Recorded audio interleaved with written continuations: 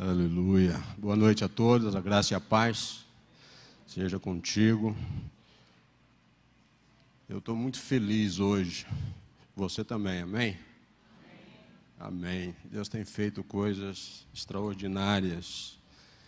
É bem certo que a gente paga um certo preço, né? Não é muito fácil. Mas Ele mesmo disse que não seria, né? Mas que bom que nós estamos aqui para agradecer a Ele. E tudo que nós fizermos, tudo que nós cantarmos em oração, tudo que nós fizermos nesse local, que seja para exaltar o grande e único nome do Senhor. Amém? Juízes é uma trajetória que nós estamos vindo desenvolvendo. Talvez tem gente que não aguenta mais ouvir sobre juízes, mas como é bom aprender com juízes, né? E eu particularmente já falei aqui uma vez, repito, é necessário pregar em juízes.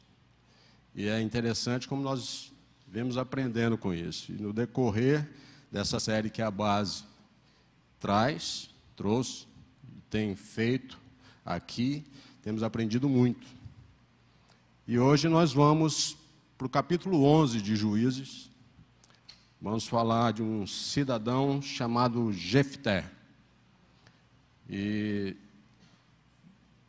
ao ler, ao estudar, o que mais me tocou o coração, o que mais me fez vislumbrar na trajetória desse homem que, por apenas 6 anos, exerceu ali a sua função de juiz, o que mais me chamou a atenção foi o amor de Deus. Extrair de uma história, para muitos até um pouco tenebrosa, mas o amor de Deus. Deus não nos abandona em nenhuma circunstância.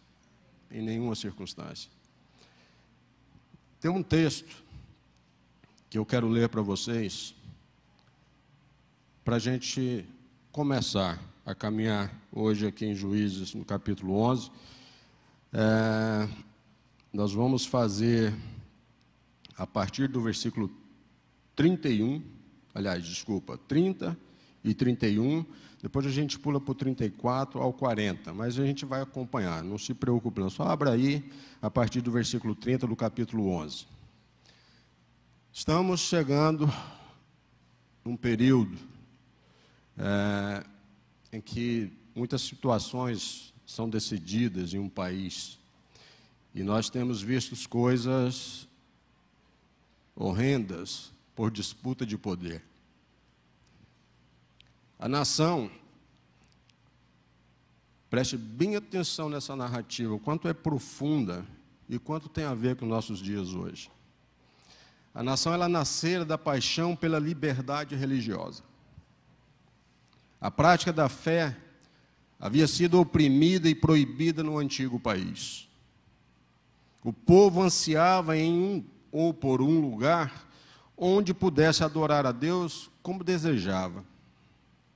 Então saíram. Estavam dispostos a combater o medo do desconhecido em troca da liberdade. Apenas uma pequena porção desses que começaram a jornada sobreviveu. Quando os viajantes alcançaram o novo país, celebraram, renderam graças a Deus e o louvaram. Era a sua nova pátria. Entretanto, sua nova pátria não era um lugar pacífico. Os vizinhos atacaram aquele povo e seguiram anos de peleja a esses ataques. Os colonizadores, no entanto, eram homens e mulheres de fé e de coragem. E com o tempo, aprofundaram suas raízes na terra e começaram uma nova vida. A primeira geração de colonizadores era um povo amável, era um povo do bem. Conquanto o apuro fosse grande, a fé daquele povo era maior. Deus respondeu as orações daquele povo e estabeleceu-os na nova terra. Com o tempo, a nova terra foi dividida em estados e designaram os líderes para cada região. A população cresceu e as fronteiras do país expandiram-se. Contudo, com o crescimento da terra e a passagem das décadas, tiveram início duas tendências preocupantes. A primeira foi o desaparecimento dos valores. No começo, os colonizadores possuíam uma convicção comum do certo e do errado. A família era o núcleo da sociedade. A religião era a fonte de fé. A educação era a tarefa mais elevada. Não obstante, no final dos primeiros 100 anos da nova terra, essas virtudes começaram a desvanecer. A família ficou sob ataque, pensadores sofisticados zombaram. E como zombaram da religião? A segunda tendência alarmante foi a inconsistência da liderança moral. No começo, os líderes, militares capazes e políticos hábeis, pacíficos, eram também homens de Deus. Homens propensos a despender tempo em oração e em meditação. Homens que ouviam a Deus, homens que temiam a Deus e tentavam de forma honesta seguir a vontade do Senhor. Entretanto, essa liderança começou a tornar-se rara. As nações que hoje vemos carecem de liderança moral. Os líderes brigam e roubam. Outros são preguiçosos, mimados. Existem casos escandalosos de líderes acusados, e como são acusados, de assédio sexual.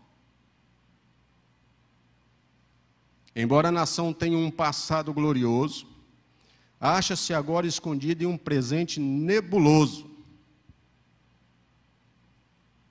Isso soa familiar para você, meu irmão? Você é remetido a uma situação muito presente hoje, com tudo que você ouviu aqui? Parece conosco isso? Se essa nação se parece com a nossa, poderia ser a nossa. Mas eu não extraí isso aqui, esse perfil, de um jornal. Não foi de onde eu extraí. Eu extraí isso aqui da Bíblia.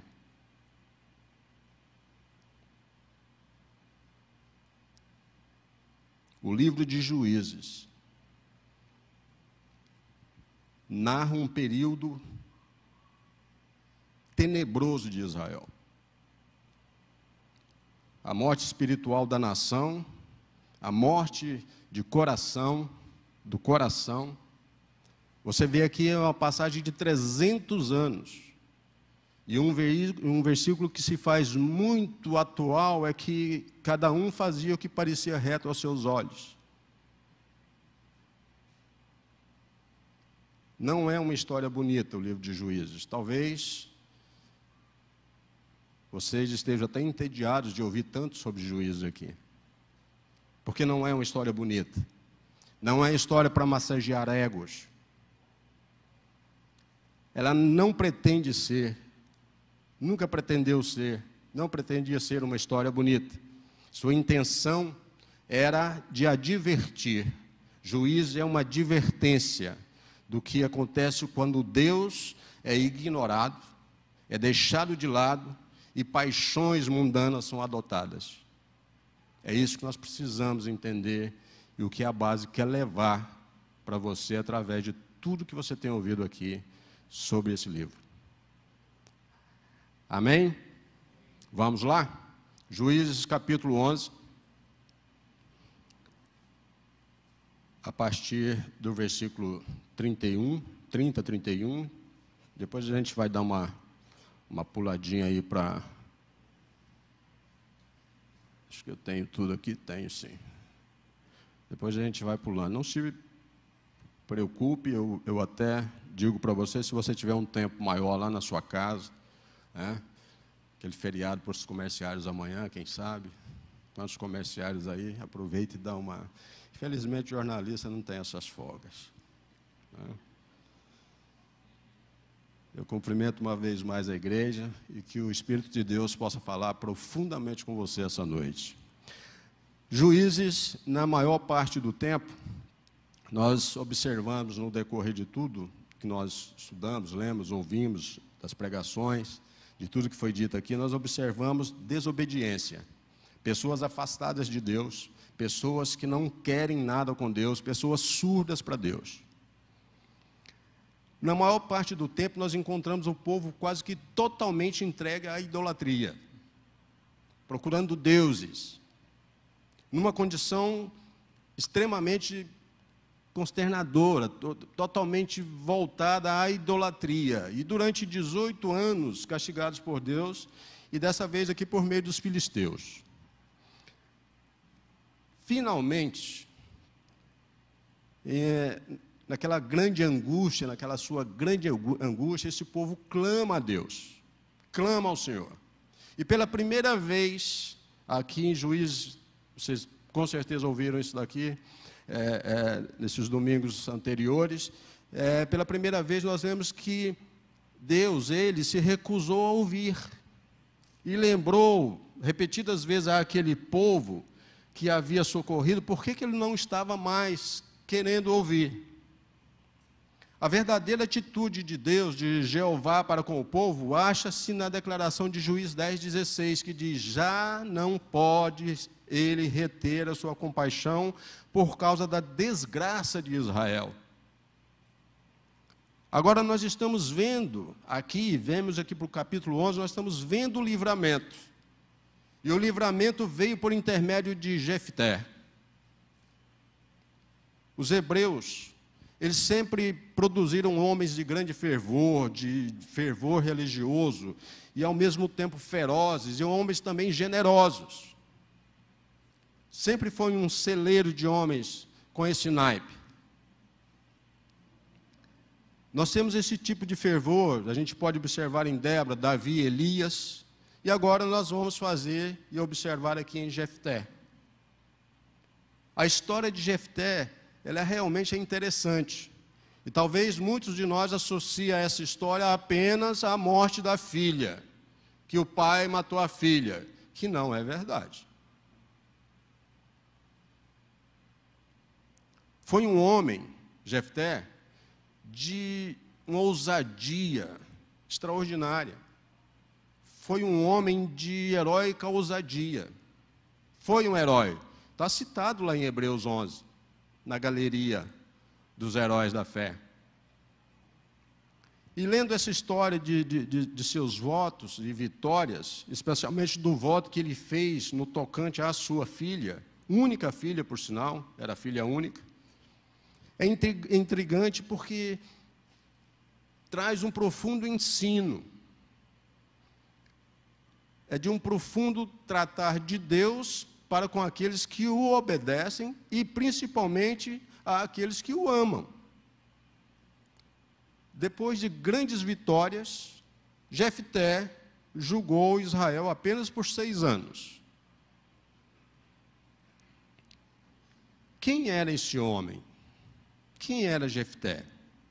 Jefté era de Mizipá, ou Mizipa, não sei como se pronuncia, mas Mizipá, vamos falar como a gente lê, em Gileade, e era a terra de Jó e de Elias. Seu nome significa Deus abre.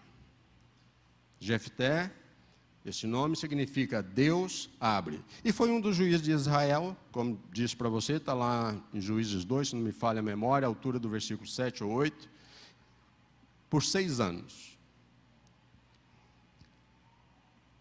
Na divisão ele viveu em Gileade e foi membro da tribo de Gade.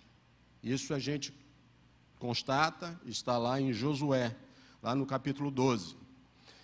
Na divisão das terras, depois da conquista de Canaã por Josué, a tribo de Gade, sétimo filho de Jacó,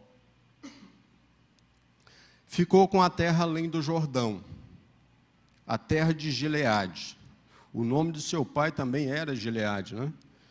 Depois de ser expulso de casa esse homem, Jefté, por seus irmãos, e foi expulso porque ele simplesmente era filho de uma prostituta, e foi expulso por isso, intolerado por isso, sai daqui que para nós não serve, porque era filho de uma prostituta.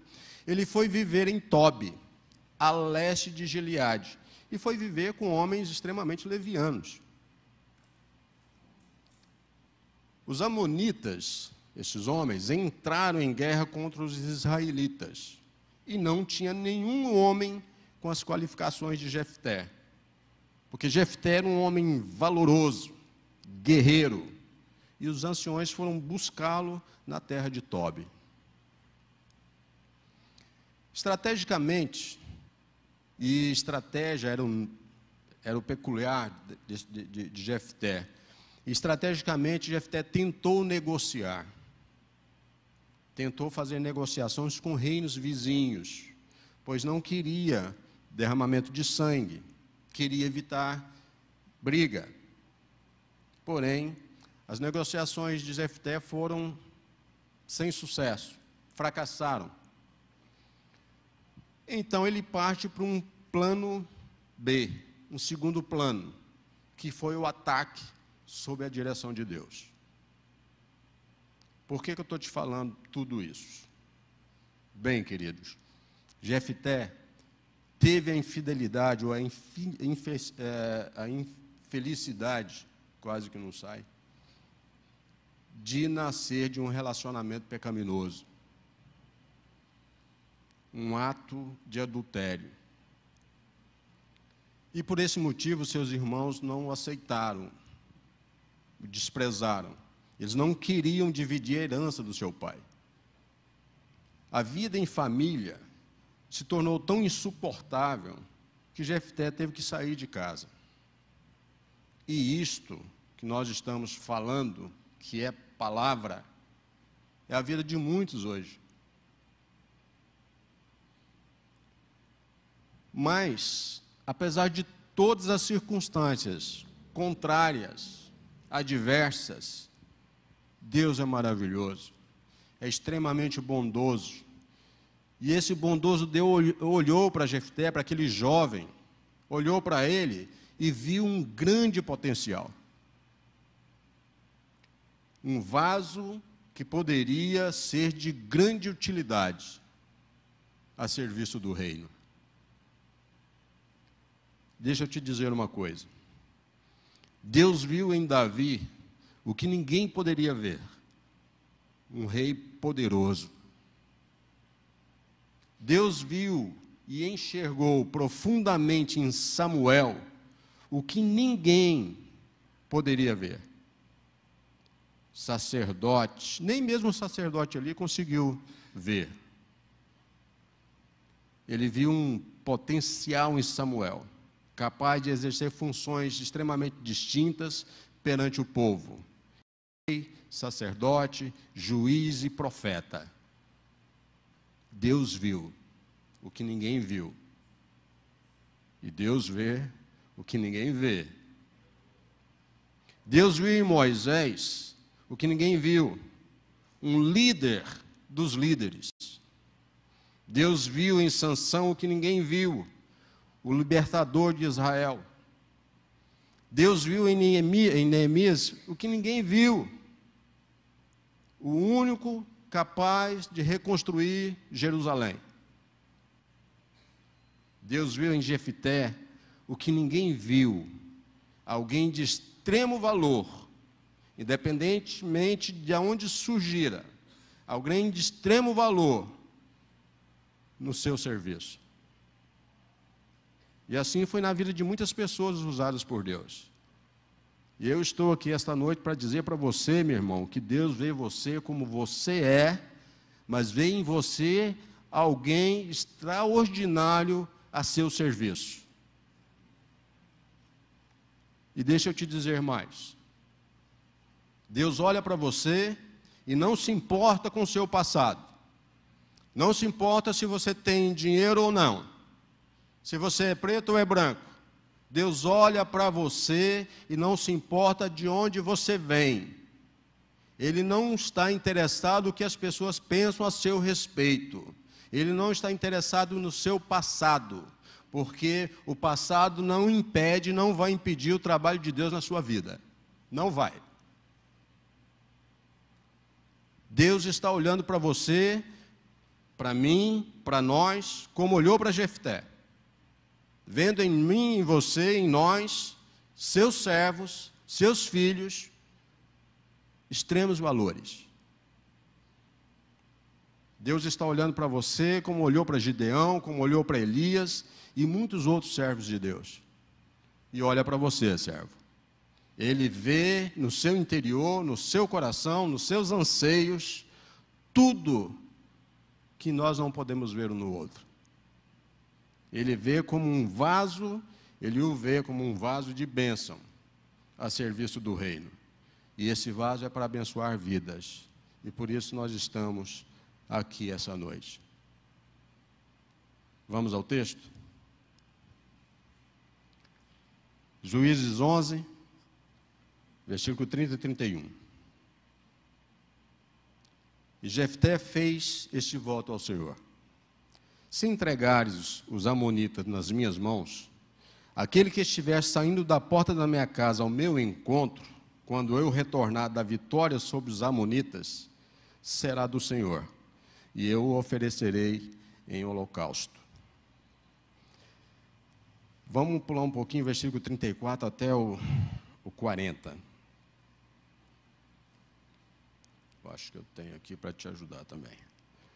Quando Jefté chegou à sua casa em Mispá, sua filha saiu ao seu encontro, dançando ao som de tamborins. E ela era a única filha. Ele não tinha outro filho ou filha. Quando a viu, rasgou suas vestes e gritou: ah, minha filha, estou angustiado e desesperado por sua causa, pois fiz ao Senhor um voto que não posso quebrar. Meu pai, respondeu ela, sua palavra foi dada ao Senhor. Faça comigo o que prometeu, agora que o Senhor o vingou dos seus inimigos, os amonitas. E prosseguiu ela: mas conceda-me 2 meses para vagar pelas colinas e chorar com as minhas amigas, porque jamais me casarei. Vá, disse ele. E deixou que ela fosse por 2 meses. Ela e suas amigas foram para as colinas e choraram, porque ela jamais se casaria. Passados 2 meses, ela voltou a seu pai, e ele fez com ela o que tinha prometido no voto. Assim, ela nunca deixou de ser virgem. Daí vem o costume em Israel de saírem as moças durante 4 dias, todos os anos, para celebrar a memória da filha de Jefté, ou Gileadita. É confuso, né? Você acha que esse pai matou essa filha? Quantos acham que Jefté matou a filha? Você acha que ele matou a filha dele? É, né? É intrigante a história, né? É intrigante. É intrigante. E é assunto para 1 ano, né? É discussão para 1 ano, né? Mas essas coisas tenebrosas, depois vocês perguntam para o Clóvis aí. Mas deixa eu te dizer, eu não acredito. E vamos ver? Primeiro a gente vai orar. Amém? Curva a sua cabeça uma vez mais. Senhor, nós estamos diante de Ti, que Teu Santo Espírito nos encha, Senhor. Dê-nos discernimento, entendimento da Tua palavra, acerca do Teu amor, da Tua vontade soberana. Faça com que nós possamos, Pai, entender todos os seus desígnios, Deus. E que nós possamos, uma vez mais, ser abastecidos pelo Teu Santo Espírito, para andarmos firmes, Pai, tementes e obedientes a Ti, somente a Ti. É o que nós te pedimos esta noite, em nome de Jesus. Amém. É intrigante. E eu, com toda essa coisa intrigante, queria intitular o que nós vamos falar esta noite aqui, acerca de votos. E dizer, e trazer esse título aí, votos tolos e precipitados custam caro. Mas eu quero adiantar para você que o caro aqui não é de custo de grana, não. Custa muita decepção, muitas lágrimas, muitos desencontros, muita tristeza. Votos tolos e precipitação custa muito caro. Eu acho que nós vamos alinhar um pouquinho nossa linha de pensamento acerca da história desse homem aqui. Versículos 30 e 31. E Jefté fez este voto ao Senhor: se entregares os amonitas nas minhas mãos, aquele que estiver saindo da porta da minha casa ao meu encontro, quando eu retornar da vitória sobre os amonitas, será do Senhor, e eu o oferecerei como holocausto. Primeiramente, permita trazer uma diferença entre voto e juramento. O voto, na Bíblia, consistia em uma promessa, comprometimento de fazer algo pelo Senhor. Já o juramento era a promessa, comprometimento de não fazer algo. Está dando para ir? Ao sair para a batalha, Jefté fez um voto ao Senhor. Sem dúvida, Deus aceitava que os israelitas fizessem votos, desde que obedecessem às leis dadas por intermédio de Moisés para regulamentar tais votos. E onde é que eu vejo isso? Levítico 27, Números 30, Deuteronômio 23. Temos a base para ver aonde estava alicerçado a questão de fazer um voto. Na verdade, e sem dúvida, como Deus aceitava, tinha normas. E, na verdade, o voto de Jefté foi uma barganha com o Senhor. Se Deus desse aos israelitas a vitória sobre os amonitas, Jefté sacrificaria ao Senhor aquilo que saísse primeiro da sua casa e fosse ao encontro dele.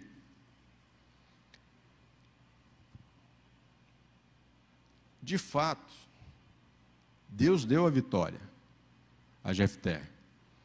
E Jefté cumpriu sua promessa. E sendo assim, nós vamos primeiramente levar em conta algumas questões. Primeiro eu queria só lembrar para você, eu não sei, mas eu me lembro de ter feito isso.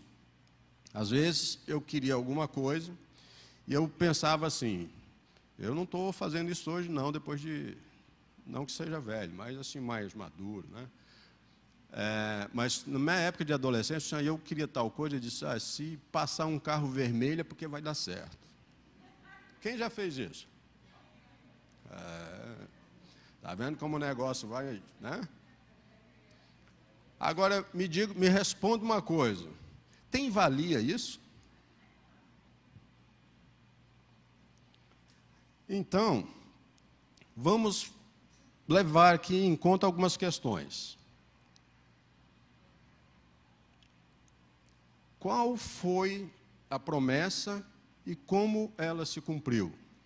Vamos começar perguntando. Vamos perguntar mais. E se fosse um animal impuro que saísse da casa dele? Deus aceitaria? Vamos mais. Que direito tem qualquer um de nós, e que teria Jefté, que direito ele teria de tirar a vida de alguém? Como ele ofereceria sua filha em sacrifício? Como? Se Deus não aceita sacrifícios humanos? Parece que começa a clarear, né? Mas vamos mais. Onde ofereceria Jefté a sua filha em sacrifício? Porque você bem sabe que para oferecer no altar do tabernáculo, né, certamente o sacerdote não aceitaria de forma alguma isso. Por que ele ofereceria sua filha em sacrifício, sabendo que ele poderia redimi-la? Porque naquela época, mediante a um bom pagamento, tirava o negro da forca, livrava o negro da morte, era só pagar. E quem não pagaria para salvar a vida do filho? Ele poderia fazer isso, até porque ele estava voltando de uma batalha, né, cheio de vitórias. Ele, mediante um pagamento em dinheiro, ele poderia redimir a filha. O texto diz: se com efeito me entregares os filhos de Amon nas minhas mãos, quem primeiro da minha porta sair ao meu encontro, voltando eu vitorioso dos filhos de Amon, esse será do Senhor, e eu o oferecerei em holocausto. Essas perguntas, essas perguntas. Que perguntas! Quanto mais nós estudamos o voto de Jefté, mais enigmático ele parece. Jefté ele poderia ter dito simplesmente: Deus, se o Senhor me ajudar a derrotar esse povo lá, esses inimigos aí, se o Senhor me ajudar nisso, eu prometo oferecer um grande holocausto quando eu voltar para minha casa, com a vitória. Poderia ter sido simples assim. Porém, Jefté usou termos ambíguos para expressar seu compromisso. Como ele sabia, ou o que, ou quem sairia pela porta de sua casa? Você acha que não foi uma certa precipitação? Porque se ele imaginasse que fosse a própria filha, você acha que ele ia falar ou prometer algo assim? Queria fazer um voto nessa... Será? Perguntas.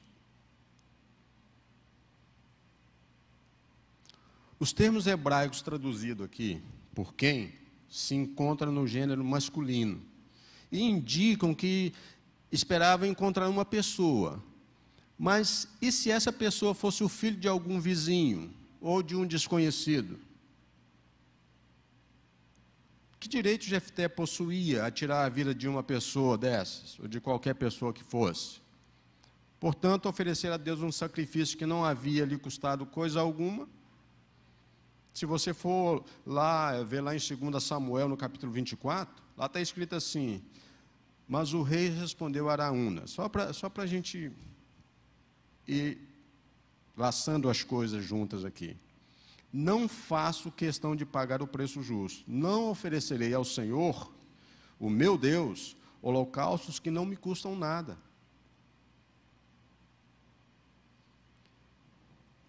Continuando.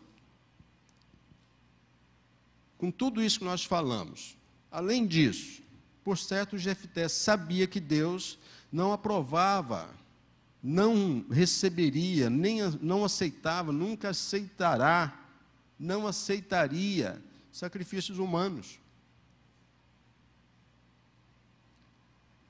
Aqui eu vejo que ele mostra ter conhecimento das Escrituras do Antigo Testamento. E ele deveria saber o que havia acontecido a Abraão, Isaac. Ele com certeza estava a par da lei, lá de Levítico 18. Com certeza. Ele tinha esse conhecimento.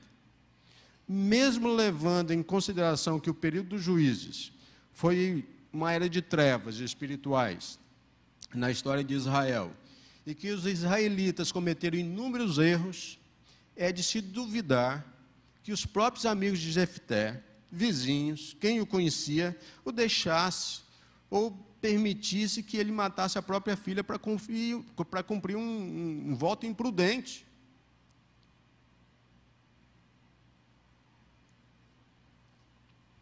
Lá em 1 Samuel, no capítulo 14, a gente tem a narrativa, está escrito que os soldados de Saul não permitiram que matasse seu filho Jonatas, que havia quebrado o voto insensato do pai. Então, quem conhece, não deixa fazer. Imagina você pegar o seu filho para o holocausto, aí eu chego lá, meu irmão, eu estou indo ali matar meu filho, porque você deixaria? Você está ficando doido? Não era a sua reação? Está ficando maluco?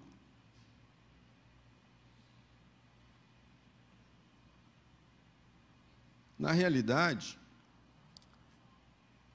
mais ainda, Jefté teria de viajar até Siló. Eu não sei,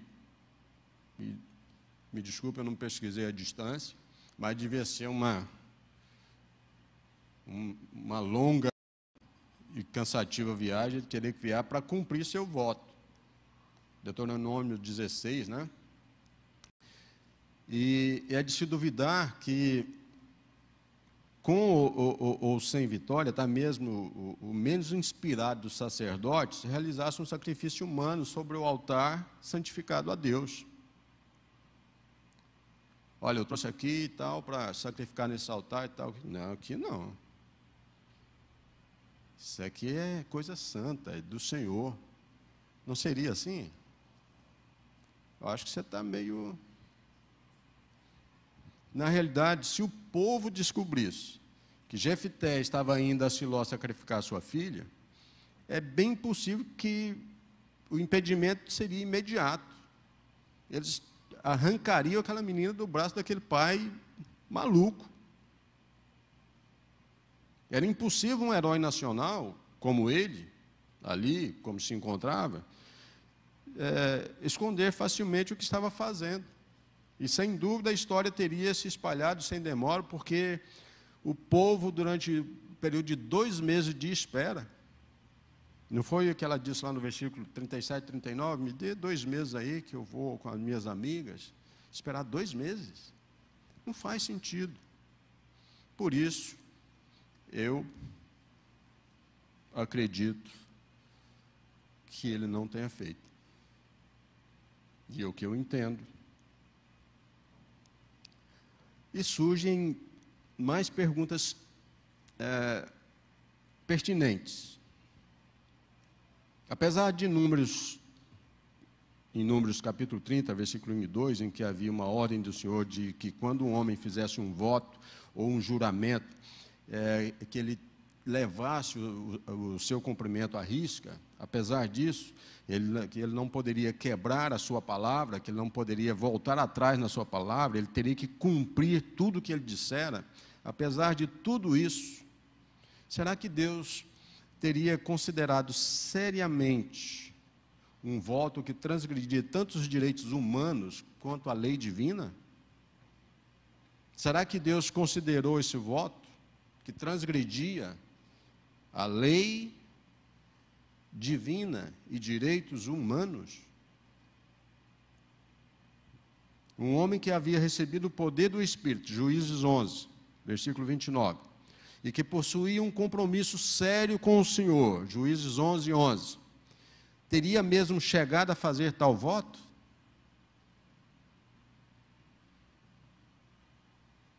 É para pensar, né? Então vamos tentar expor e vamos buscar soluções para todas as perguntas apresentadas aqui na palavra. Vários comentaristas mostraram que a pequena conjunção e, eu não sei, eu acho que eu até tentei destacar, essa conjunção pode ser traduzida como ou. No hebraico, a letra VAV, que costuma significar e, pode trazer o sentido de ou. Isto ou aquilo. Está dando para acompanhar, gente? Tá? Então, se você vê o Salmo 119, no início do Salmos, agora me fugiu, 119, 41, não me lembro, 119, versículo 41.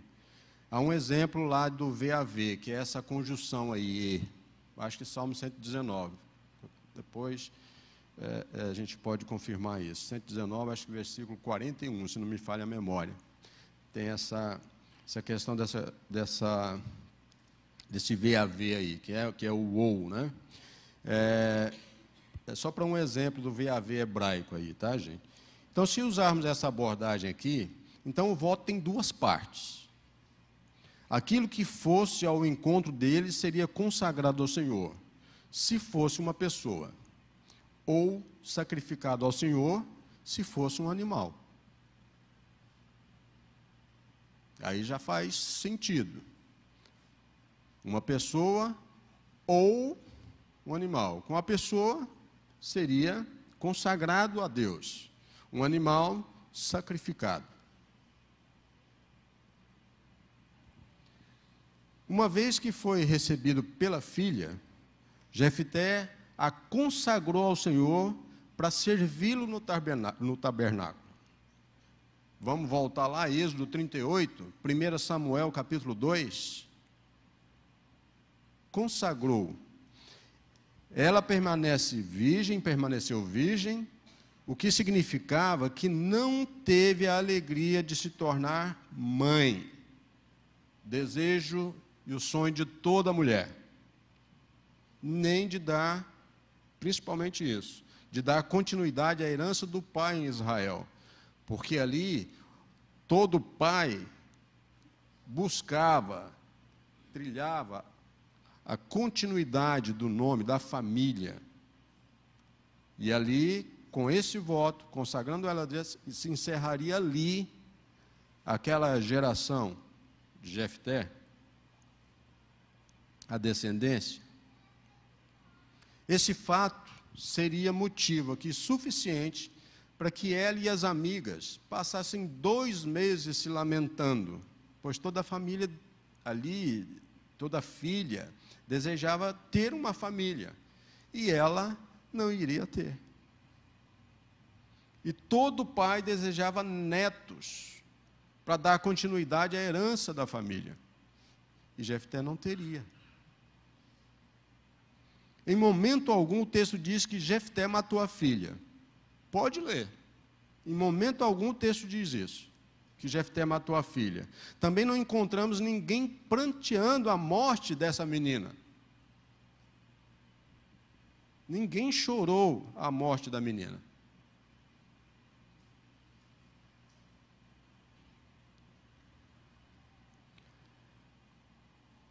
A ênfase de Juízes 11, do versículo 37 ao 40, é sobre o fato da filha ter permanecido virgem. E é difícil crer que as filhas de Israel instituíram o costume de celebrar e não de lamentar, como diz a tradução em nossa língua, o terrível sacrifício de um ser humano, né? Mas é inteiramente compreensível que comemorassem a dedicação e a obediência da filha de Jefté. Quão obediente era aquela menina, era motivo de comemoração mesmo. A filha de Jefté, para ajudar o seu pai a cumprir o seu voto, se privou de dar continuidade, de ser mãe, de ter uma família, né, de ver a expansão dessa família. Né. Sabemos que ele, Jefté, era um homem de palavra, mesmo quando se precipitava. Mantinha sua palavra, mesmo diante de votos tolos. Votos precipitados, gente, causam dor. E imagina esse pai a dor.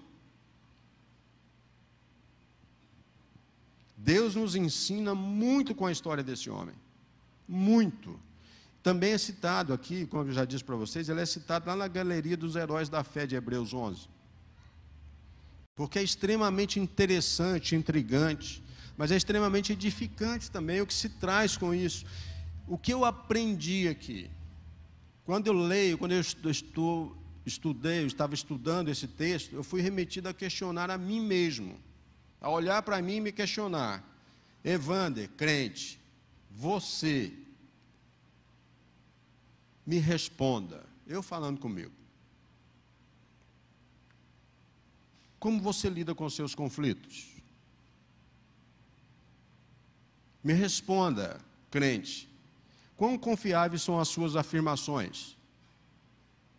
Me responda, filhos de Deus, seus filhos, os seus amigos, os seus colegas de trabalho, te conhecem como pessoa de palavra? Você é mencionado como um homem ou uma mulher de palavra no seu círculo de amigos?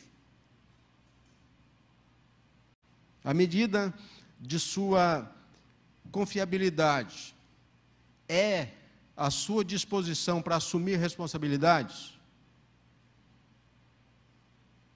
A sua disposição de ser responsável, a sua disposição de ser responsável é confiável?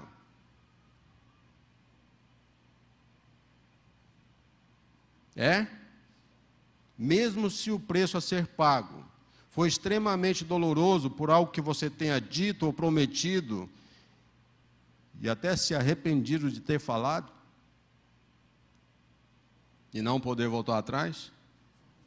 A precipitação de Jefté, ao fazer um voto, lhe causou uma dor indescritível. E nós temos que ter muito cuidado com o que nós prometemos aos outros. Pela emoção, a gente cai em decepção.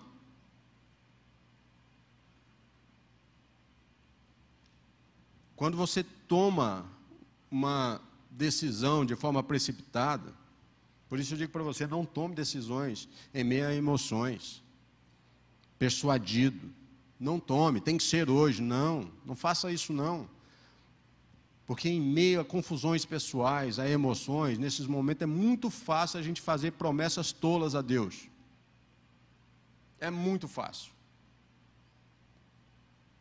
Se por algum tempo, a gente pode até pensar que aquilo foi muito espiritual, quando nós fizemos.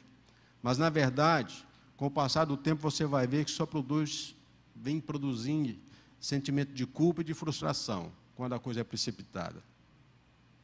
Quando não é pensada, quando não é analisada, quando você tapa os seus ouvidos para não ouvir bons conselhos, quando você acha que você resolve e não consulta a quem dá soluções aos seus problemas.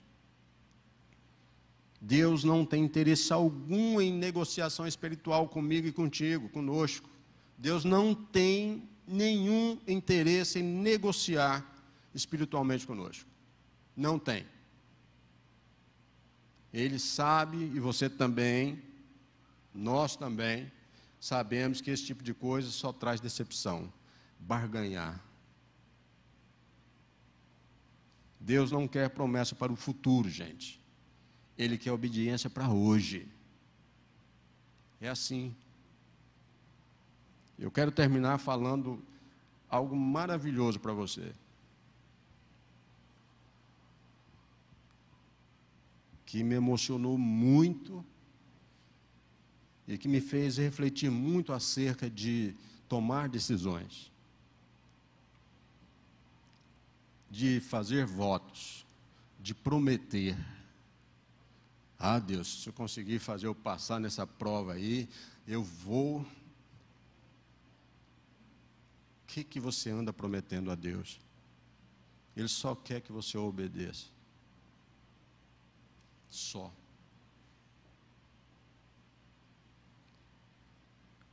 Eu quero terminar falando do amor de Deus.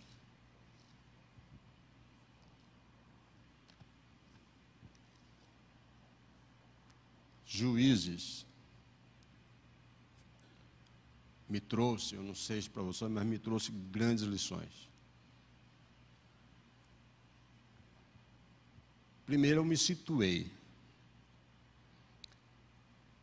eu percebi que quando eu me afasto de Deus e passo a adorar ídolos, e eu estou te falando isso porque de repente a gente prefere ao futebol, a um aniversário, a uma série de coisas, e não vamos aonde nós precisamos estar. Então, ao me afastar de Deus, eu estou colocando ídolos na minha vida.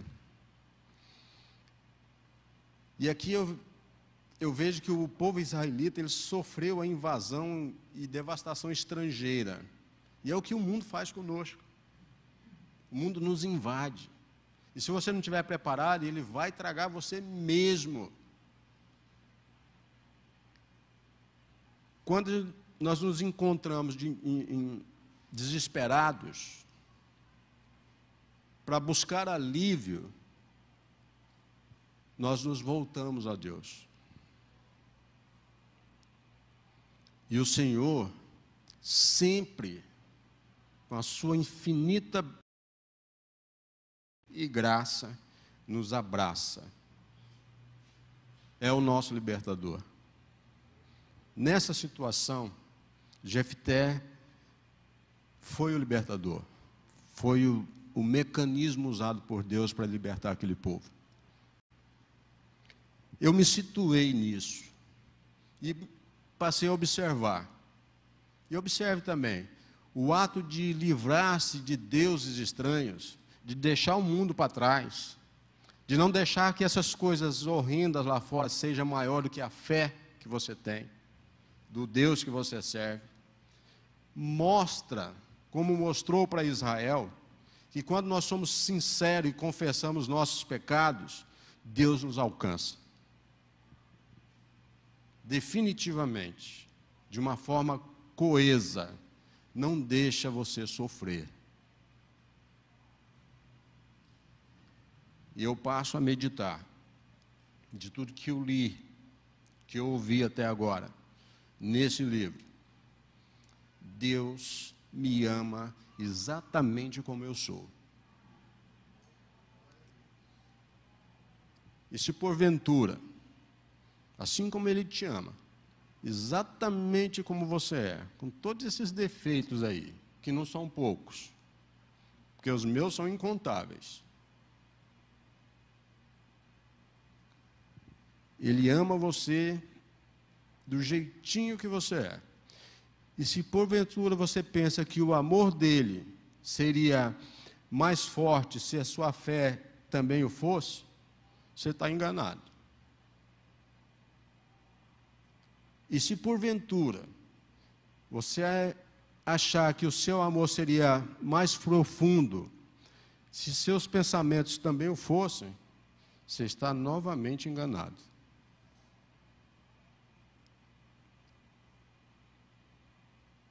Não confunda o amor de Deus com o amor das pessoas. Não faça isso.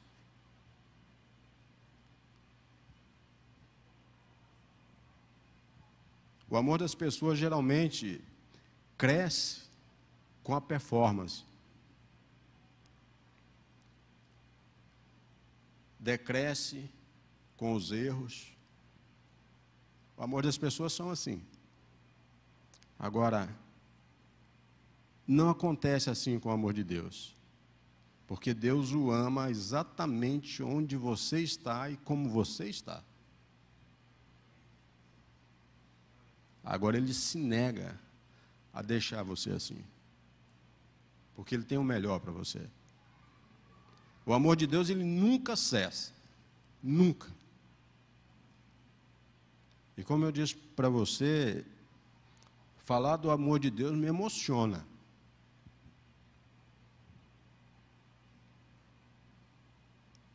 Porque eu me enxergo como não merecedor de tanto amor.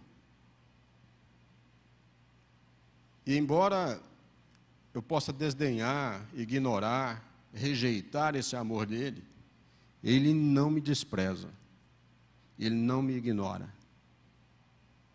ele não muda para comigo. A nossa maldade não pode diminuir o amor dele.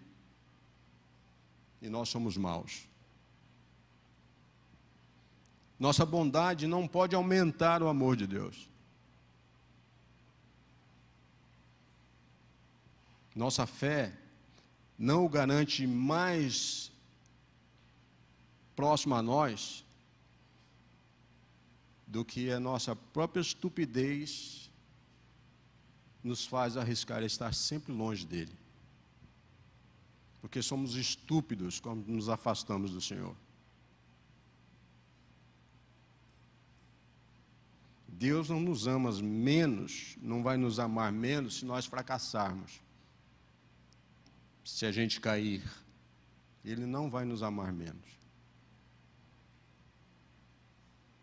Se não formos bem-sucedidos, porque o amor dele não cessa. Deus ama a mim e a você exatamente como nós somos. Mas Ele não nos deixará desse jeito, como estamos.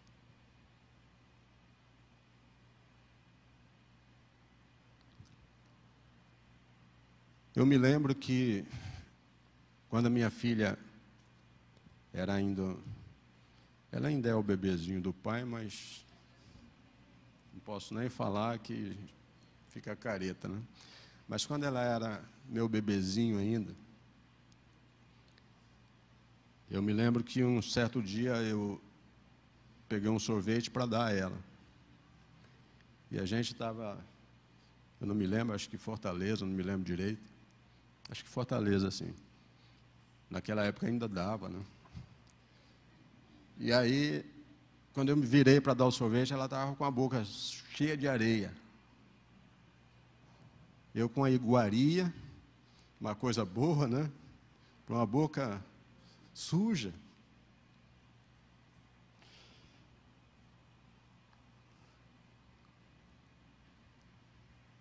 Você acha que eu deixei de amar ela menos do que eu amava porque ela estava com a boca suja? De forma alguma. Imediatamente eu corri para limpar e para dar para ela o que estava limpo. E Deus é assim comigo e com você.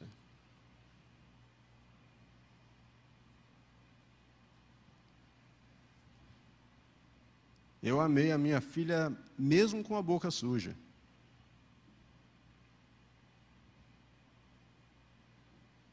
Absolutamente. Ela era menos filha minha com a boca suja?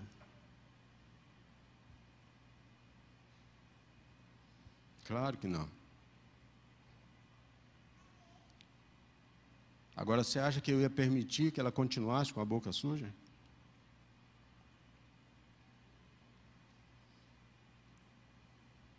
De modo algum, né? Você quer zelar de quem você ama.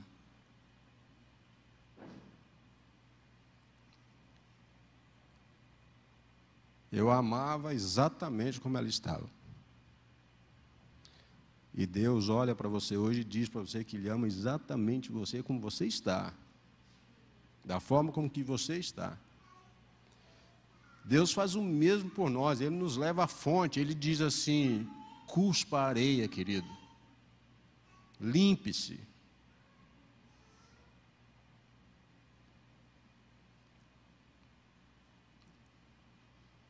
Tenho algo melhor para você. Não continua sujo, não. E Ele nos lava de toda imundície, imoralidade, desonestidade. Ele nos lava da amargura, da ganância.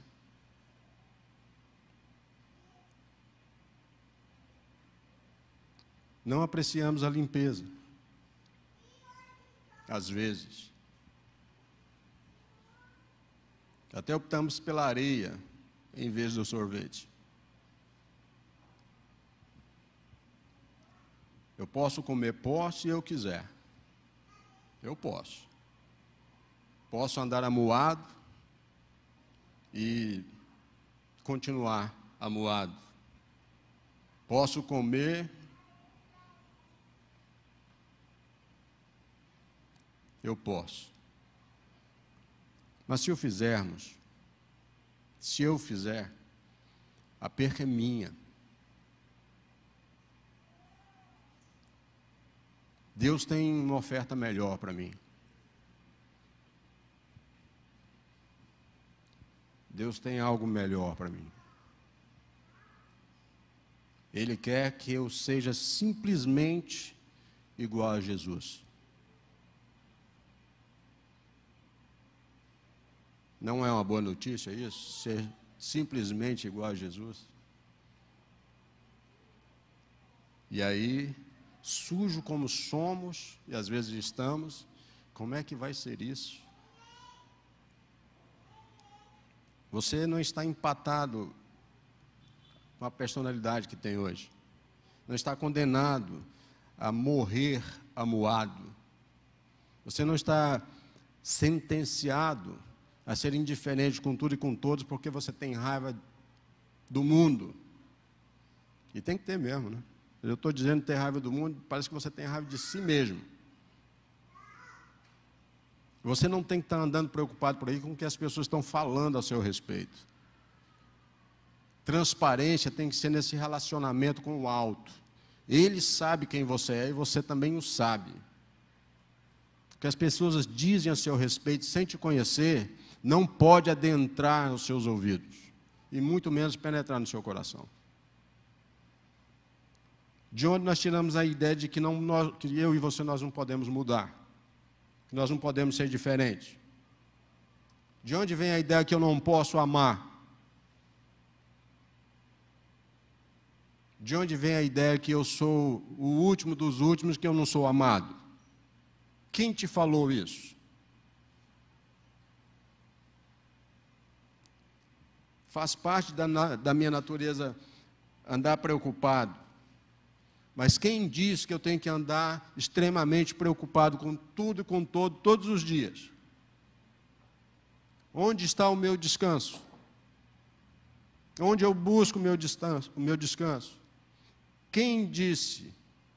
Quem faz tal declaração que simplesmente você vai morrer do jeito que é, e esse trocadilho horroroso que tem, que pau que nasce torto, morre torto? Que conversa é essa? Isso não é de Deus. Não provém de Deus. Nós devemos buscar auxílio para nosso péssimo costume de achar que nós não podemos. Não podemos se nós não pedirmos tratamento. Se nós não pedirmos a quem possa realmente nos curar. Aí nós não vamos poder mesmo. Claro que nós podemos estar bem. Essa é uma afirmativa que vem do alto. Jesus pode mudar o meu e o seu coração. Ele pode.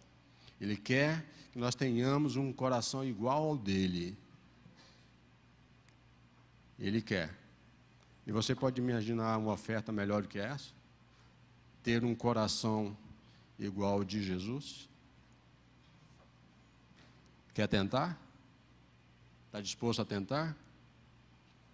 Vamos ficar de pé, vamos orar.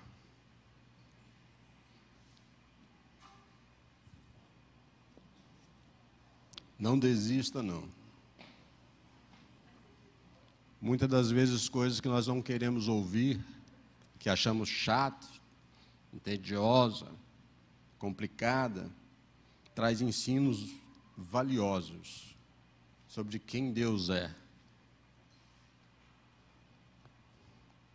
E uma das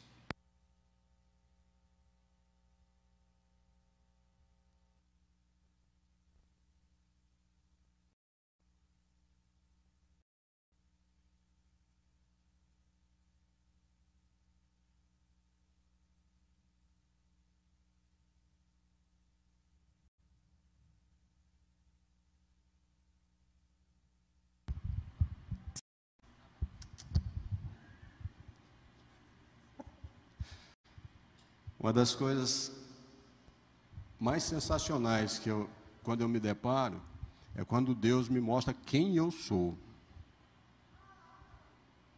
diante de, muitas das vezes, de ações, de atitudes, que mostram realmente quem sou eu.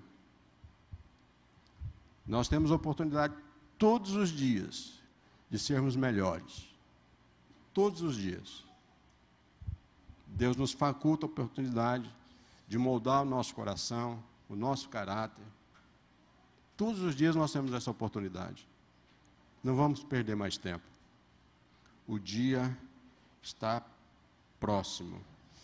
E amanhã pode ser tarde. Deus, eu sou grato a Ti, Deus, por tudo que tens feito em nossas vidas, na Sua casa. Nós somos gratos pelo ensino que nos traz a Tua palavra. Nós somos gratos pela nossa saúde física e espiritual. Nós somos gratos pelo nosso sustento. Sabemos que vem de Ti, Deus. Somos gratos pelos nossos amigos, pelos nossos empregos. Somos gratos a Ti, que não nos deixa entrar em desespero quando não temos nosso emprego, quando talvez não venha ao nosso controle o nosso sustento. Mas Tu é um Deus provedor que jamais deixa faltar absolutamente nada aos seus, Deus. Nós somos gratos pela Sua igreja, transparente, coesa, coerente, alicerçada na Sua palavra. Nós somos gratos a Ti por tudo que tens feito em nossas vidas. Somos gratos pelos nossos filhos. Nós somos gratos pelas lutas que são impostas em nossa casa, pelo bem-estar da nossa família, porque sabemos quem combate por nós. A nossa fé está alicerçada no imenso amor que sentimos que parte de Ti para nós, Senhor. Nós somos gratos por nos amar incondicionalmente. Nós somos gratos por aliviar as nossas dores, por arrancar do nosso coração tanta tristeza às vezes. Somos gratos, Pai, por perceber que precisamos melhorar a cada fôlego. Somos gratos por tudo que tem feito, Senhor, por tudo. Nós Te bendizemos e exaltamos o Teu santo nome. E hoje, Senhor, mais do que nunca, somos gratos pelo Teu imenso amor. Nós oramos, Te agradecemos e Te bendizemos, em nome de Jesus. Amém.